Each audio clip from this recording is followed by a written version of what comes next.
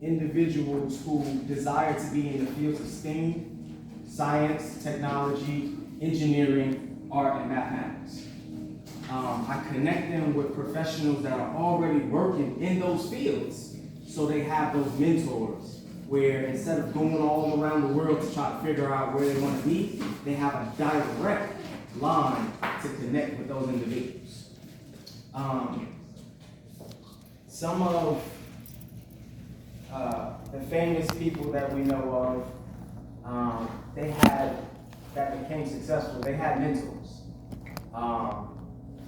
May God be pleased with him, Kobe Bryant. Woo! He had a mentor. If any of you know Muhammad Ali, I think we all should know Muhammad Ali, right? He had a mentor. Malcolm X had a mentor. Anybody you name that is successful, whether they say it or not, you can point back and see that they had a mentor, right? Now, in mentorship, a mentor is not only one that just guides you into an academic field or whatever you want to do for your career. They also help you to heal your mind so that you can believe in what you say you desire to be. So when we look out in our community and we see our young people, and we all can bear witness that this world is going crazy. Our young people are killing each other like crazy. In fact, in my neighborhood, in front of my building, there was a 17-year-old that was shot and murdered a few weeks ago. 17. So our young people are out there, and they're doing whatever they can.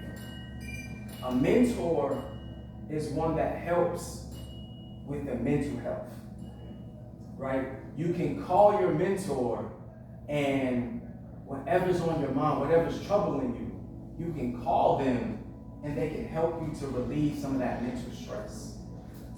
Our young people, particularly our young black males, are struggling mentally. They are having a lot of problems and we're not addressing them, right? One of the things that these young men need are real men in front of them that they can see that are doing something other than drugs, violence, rap, and sports.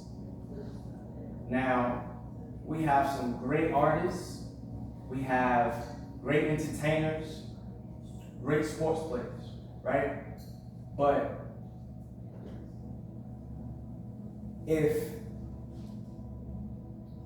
our young people, some of them, I'll use myself for an example. I'm not a football player. I don't got the physique. I'm just not that, right? Somebody like myself, when I was young, not knowing that, okay, I'm not gonna be a football player, right? I might not have the rap skill. What else is there for me? So, a mentor is one that comes in and says, I have another way for you. It doesn't have to be drugs and violence. We need that in our community. We absolutely need that. When our young people have men in front of them that can help guide them to that way, they can learn what it means to be men, right? One of the things that we continuously do in our community is we have this negative perspective towards our women. Our young men tend to be very disrespectful towards our women. Now, from my own experience, the people that have been in my corner the most have been black women. Black women. Black women have been the motivators, the inspiration, the encouragers, the shoulder to lean on. That's from my personal experience.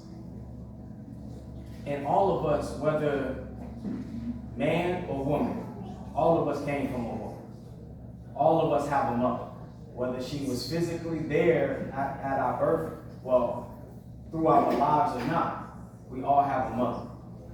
And if our young men don't see real men in front of them and how they relate to our women, they will consistently disrespect our women.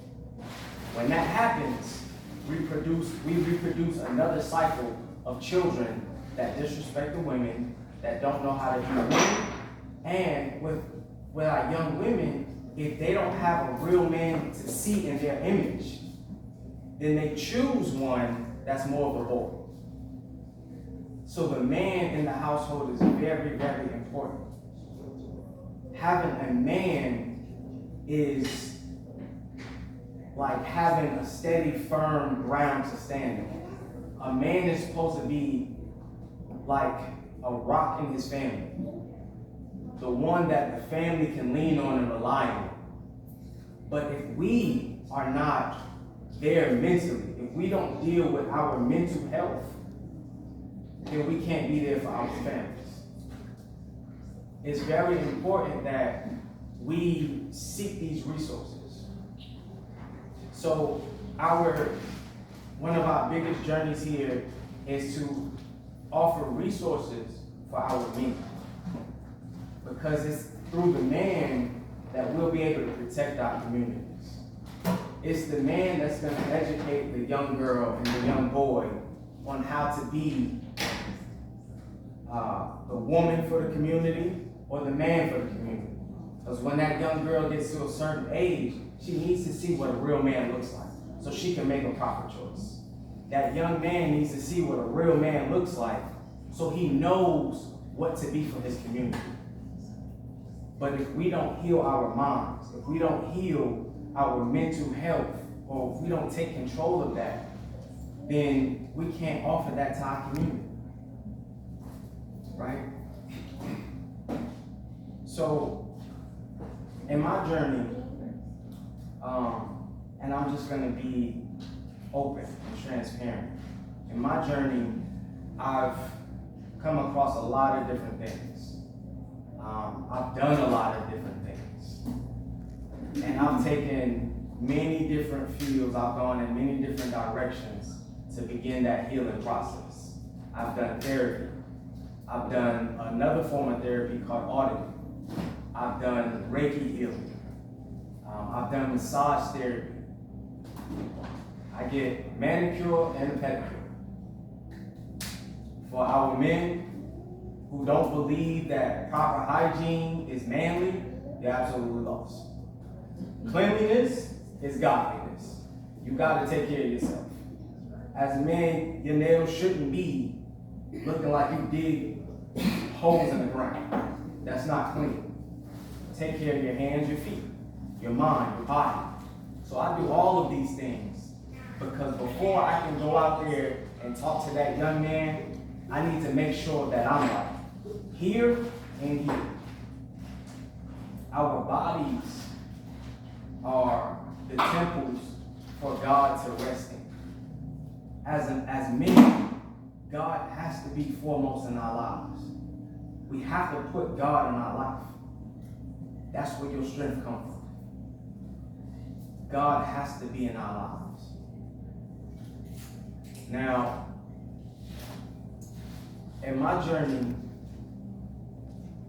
I've come across many different men, many different women.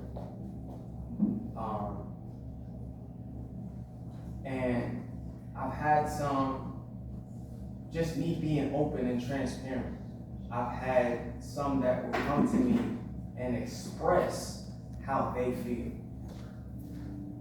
Just being a listening ear. And I'm talking about young men, older men. Just being a listening ear.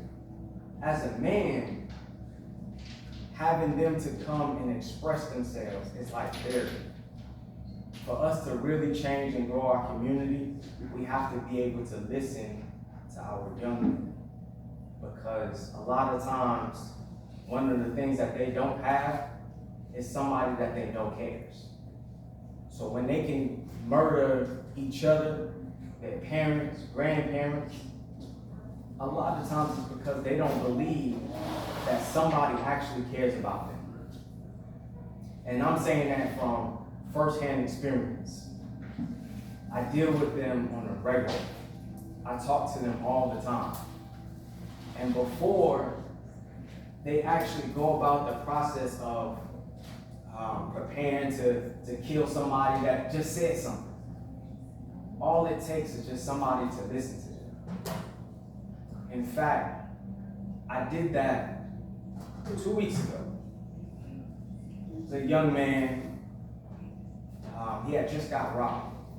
And one of the things that he was concerned about was getting back at the person who robbed him.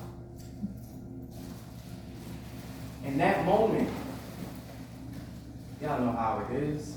If somebody does a wrong to you, the first thing that comes to mind, I gotta get it back. I gotta get back. I gotta get my stuff back. And as I was talking to him, I allowed him the freedom to express himself as a man, not trying to belittle him or overly preaching to him, but just being a listening ear. Allowed him to express himself. And after he expressed himself, he started to calm down. He thanked me for listening. He didn't go out and do what he was saying he was going to do. He was going to, y'all, I don't have to tell y'all. He didn't do what he said he was going to do. He had calmed down. He thought about his life, his children, and the opportunity to try again the next day. So I'll leave you all with that, just to say, we have to be examples for our community. If we want that violence to stop, we have to be men, not just have an open and listening ear, but we have to mentor our young men and young women. Thank you.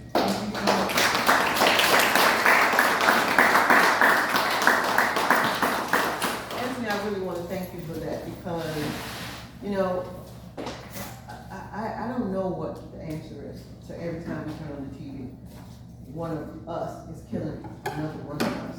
I don't know how many of us there are that we can kill each other every day and continue. So my question to you, Anthony, is this your program? Are you looking for volunteers? How can these people help you to do what you're doing? Because it's awesome. If you can save one life. I mean, do you guys realize so many of our children now, they say, I don't expect to live past 12. You know, our children don't have an expectation of living past like 12, 13. So it doesn't matter what they do, because they don't expect to be here. I mean, that's hopelessness. That's sad. So what can we do? What can all of us do? You know, I agree with you. So black males right now seem to be a little angry with black women. Not really sure why, but if we start a conversation, maybe we can figure out how we can bridge that gap and come back together so that we can all be one. Because we have to be one in this United States of America. I'm sorry, we can't make it being split. And we are split, but how can we help you? So I am looking for more mentors. If anybody is in any of the STEAM categories, science, tech, engineering, art, mathematics, I am looking for more STEAM mentors. I'm also looking for, we also have a part in our program where we have motivational speakers. Like, even if you're not in STEAM, but you believe that you have something to give, to share with the young people, we are looking for motivational speakers just to give some encouragement, some enlightenment, or some guidance. And then if you know any young people from the ages of 12 to 18, you can send them our way, and we have space for them to help them, guide them towards whatever field they're interested in, and to just encourage them and uplift them, take them to the next level. And how can they reach out to you? So I have my card. I'll leave my card at the door, and I can give everyone a card. So you can reach out to me, reach out to my company, and we can, have a conversation and see how you can be a part, or if you have a young person that just want to get involved. Awesome, thank you so much.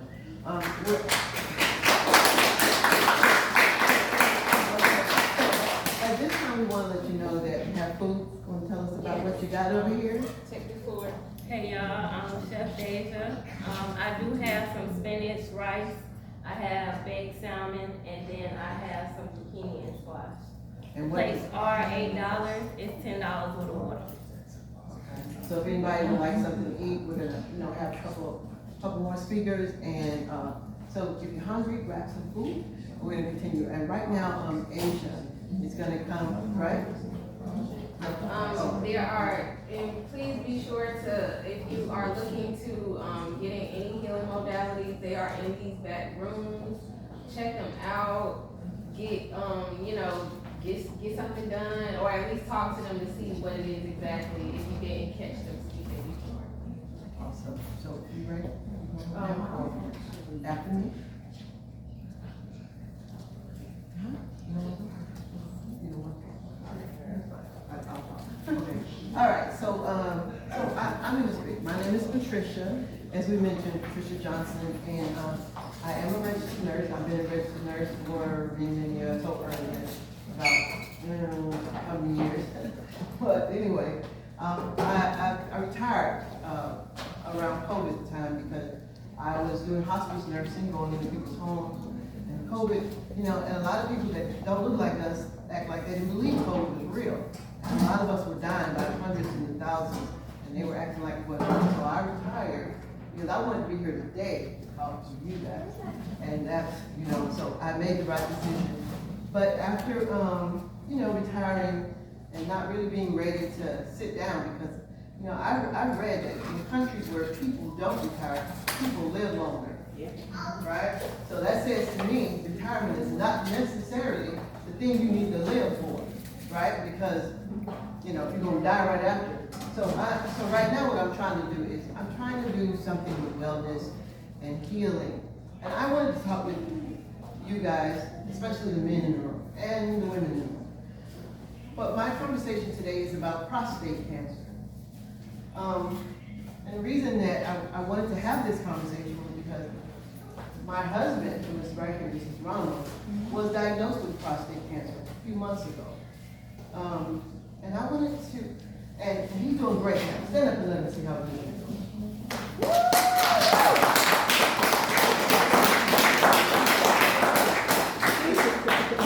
He's doing terrific. And I'm going to tell you why he's doing terrific. But before I do that, I want to give you a couple of statistics. Prostate cancer makes up about 37% of all cancers in black men.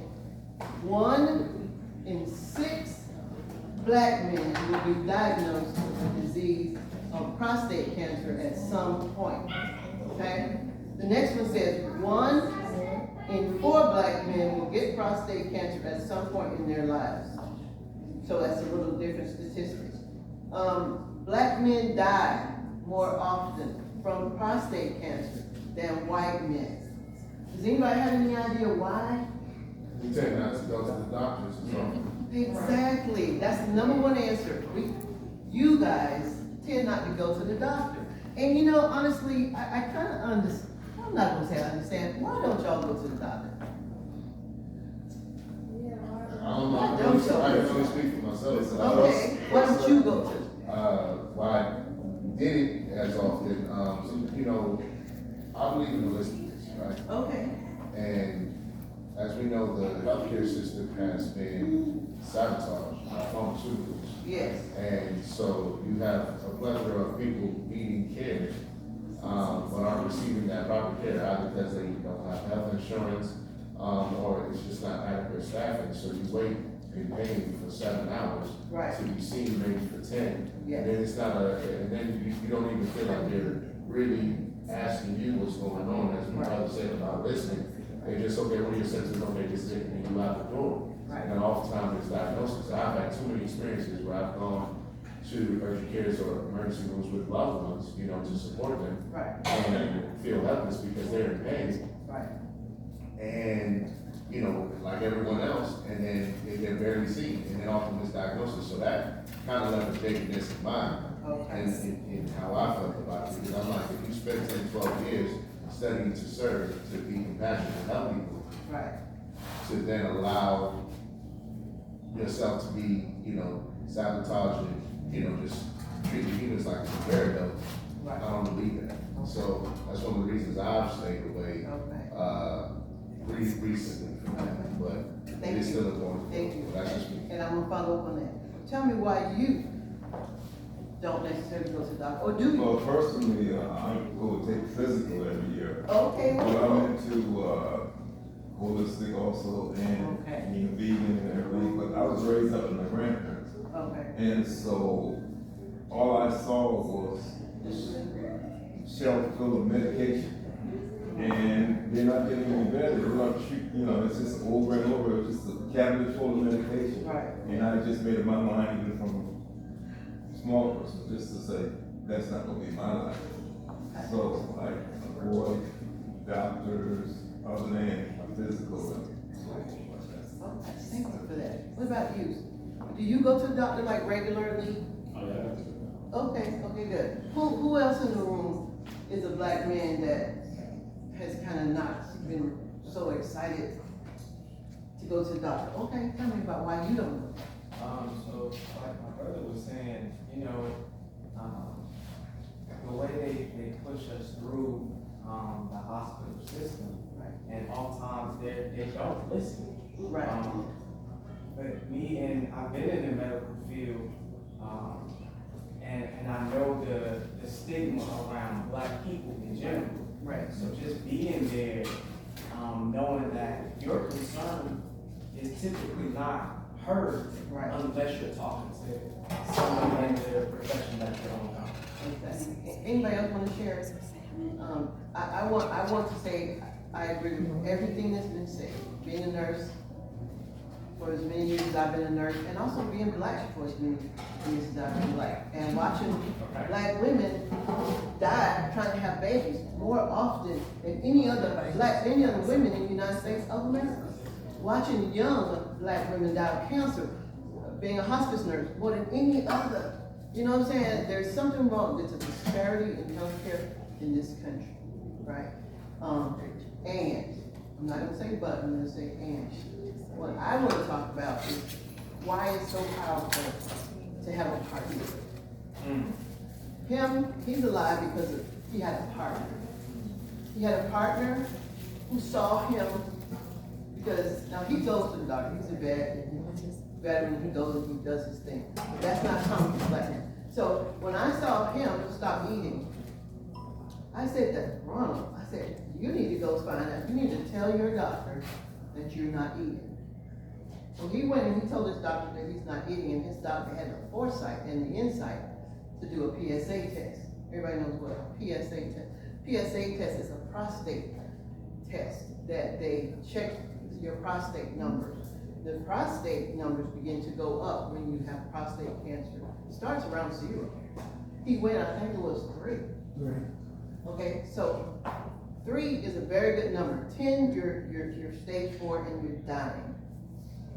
3 is a very good number to catch prostate cancer at. If he didn't have these 2 eyes that were looking at him and saying, and because I want to give you an example. My daughter right there, she's my oldest daughter, and I married her father when I was very young. We got a divorce, and I'm married to this gentleman. He didn't have a wife. He didn't have, or eyes. It didn't have to be a wife. It could be a partner or whatever. He didn't have anybody to look at him and say, what is going on with you? And because he wasn't going to the doctor, for whatever his reason was, right? Because we all have a different reason for not going to the doctor, but he wasn't going. He found out he had prostate cancer because the pain came, right, Angie? He started to have the pain. By the time you start to have the pain, you're in trouble.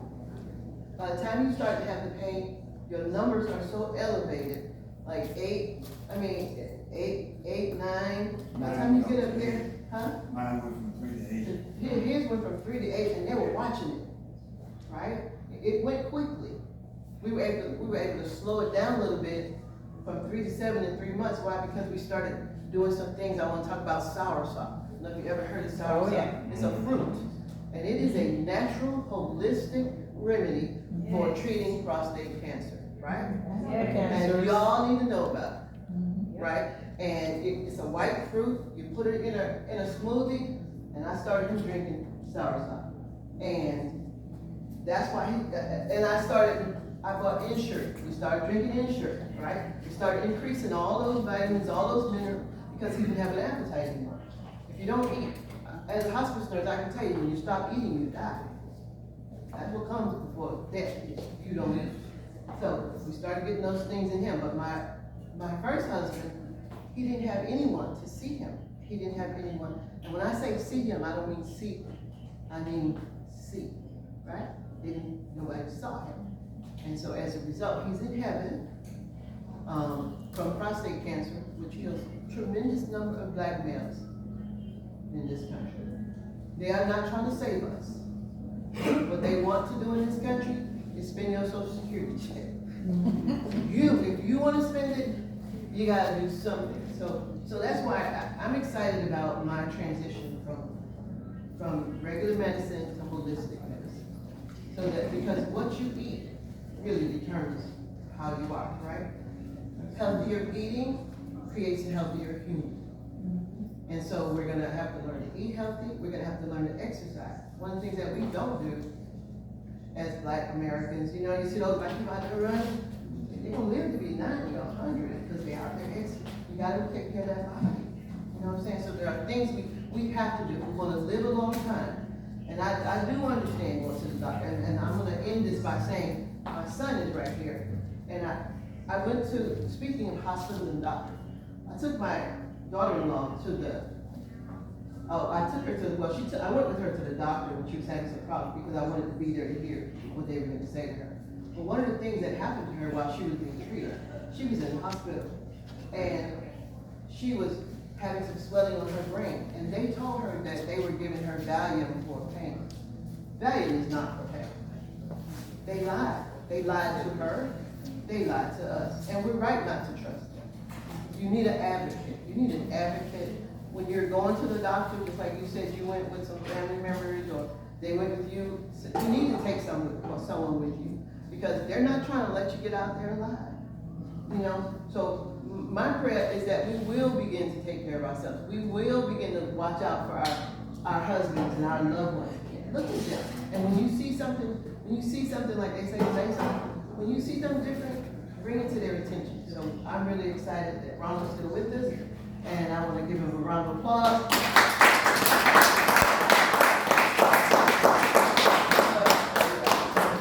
Thank you. That's all I want to say. Black men, prostate cancer is killing us. So keep your eye on it. Get that PSA test. Insurance doesn't even want to pay it until you're about 30 or 40. You pay for that PSA test. Don't wait till insurance pays for it. That's your life, right? All right. Thank you, Ms. Patricia. Thank you. Can we give her another round of applause?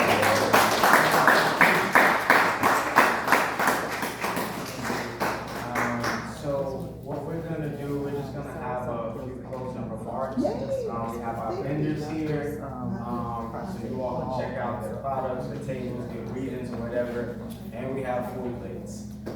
So Asia, if you wanna come up and just, let's go ahead and have our closing remarks.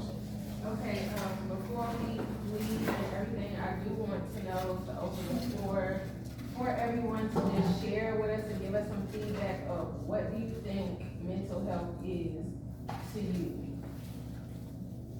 Anybody? Don't be scared, no. I can share what it means to me. Mental health to me means,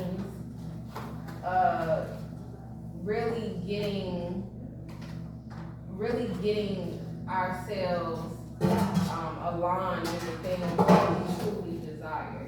That's what mental health means to me, because we say that we want these things, but we let all life, what they say, life is life in us. We let that stuff happen, and we don't truly get what we desire. So we leave our mental floating everywhere. Like whatever happens, we just leave it on the table and we don't handle the things. So to me, it means truly getting what we desire from this lifetime right now. That's what it means to me. Making sure that we get what we say that we want. And I think I want to add something, if you don't mind. Yeah. One of the things that humans, we have to realize that we're spirit, soul, and body. And I was talking about body, right? She's talking about your mind. right? And spirit, we've been talking about spirit all day. Spirit is how we worship, how we pray, whatever. You know, our mind is as important as our body. And for black people, forever and ever, it's been taboo for us to, for us to even address mental health. We don't even want to talk about Auntie Mary that's crazy, as they call her. She's not crazy. She might be depressed. She might be psychotic. She might have schizophrenia. She might have bipolar. You know what I'm saying? And all those are mental illnesses that need to be addressed. And I'm glad that you brought that up because with mental illness, that tends to be a stigma in our community that we try to avoid. But just like if we talk about diabetes, we talk about any type of heart failure, kidney failure, cancer, we talk about all of these things, and these are all occurring in different organs in our body. When we talk about mental health illness, we're talking about those issues, those conditions that occur in our mind. Our brain is an organ too, and sometimes just like the heart has dysfunction or malfunction, so does the brain. So we have to really remove that stigma of mental illness, because mental illness, for example, conditions such as ADHD, is actually scientific data that proves that it's a defect in dopamine production. Just like we look at heart function and heart failure, we can measure that scientifically. I would like to make a comment as a mental health provider. I'm so impressed with the fact that a lot of celebrities now are coming out, advocating, especially for black men, to seek help. It is not a weakness to seek help. As a therapist, I tell people, because people say, I'm not crazy. I said, well, you'd be crazy not to seek help when you need it. Because what happens, I'm telling you how this goes. If you are stressed out, you can have a stroke. A stroke is not going to let you know when it's going to hit. There's several of my friends who went to bed normal, woke up with a stroke. There was one person I know personally, these are personal friends of mine, who was a naturopath. Her health was perfect. She was a fitness expert. She's in a wheelchair now. She's had 6 strokes because of stress. I know another friend who went to bed normal, and she woke up with a stroke. The left side of her face was disfigured. I know another friend who had a stroke. These are people who are professionals, who have tried to dismiss the stress. Stress is a silent killer. It does not let you know when it's going to come knocking on your door. I am begging all of you in this room, particularly black men, do not let the streets tell you, just man up. Do not let the church tell you that all you need is God. None of that is true. Okay, a lot of ministers are now dead because they didn't seek the professional help that they needed. There are a lot of women who are dead because their husbands were psychotic. And the ministers told them, all you need to do is just go home and pray. The woman is now dead. We need to stop pushing this to the side, and we need to deal with this head on. The little children now are stressed out. Okay, because I've worked with schools. They're stressed out, and they're having psychotic breaks. We can no longer pretend like this does not exist. And you cannot try to pray it away, because God has given you therapists. When you pray, a therapist is going to show up. So that's the answer to your prayer. So I'm saying to people, please, brothers in this room, do not take this lightly, and seeing the results of that. That's the reason why I came up with my own counseling protocol, because I can see that everything is not being well. Take it very seriously. And men are like women. Most women will have a support group. They have women that they can talk to. Brothers, get your support group. It's not unmanly to have brothers talk to each other. They can help you. Do not go home with those crazy thoughts in your head. Because let me tell you something. The God that created you would not tell you to kill yourself. Okay? He would not give you the body for you to destroy. So that's the thing you have to keep in your mind. When you have thoughts in your head, kill yourself, that is not from God. That's not, but it should isolate. Right? You don't have anybody to counter that.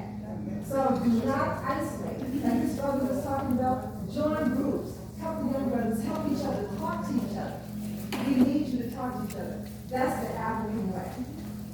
Awesome. Thank you so much for this. We're gonna have one more raffle. We want you guys to know that we're gonna do this monthly, and we're hoping that, you know, that you heard something that resonates, something that makes sense. But please keep coming back, and next time bring another brother, bring another sister. You know, because I'm talking to the sisters about looking at your man, right? Because it's about you, but I want to talk to the women so that they'll understand how important we are to you. But y'all understand that. Okay. Okay, we got 052019. 052019. Think that's yours? It might be you, pull it out. Might be you. That's you, okay, good, all right, wonderful, let me get your, okay, and so, this is your name, it says stay focused, it is a journal. Please don't usually like write your stuff down, write some feelings down, okay? That's what this is all about, mental health, dealing with stress, and enjoy it. Think it, save it, write it, put it to action. That's right. Make some goals, set some goals, and meet those goals, and then set another one, right? All right, thank y'all. You gonna close it? You done? Oh, yes. Okay, That's thank y'all so much. Thank you guys for We really coming. appreciate you coming. Our vendors are still here. They can see one more person if you want to go back there and experiment with what they're doing back there. You know, this is all about mental health. This is all about learning how to relax, you know, and learning how to de-stress. And trying something different that you haven't tried before. We do have, the crystals work, they're healing, please take a look.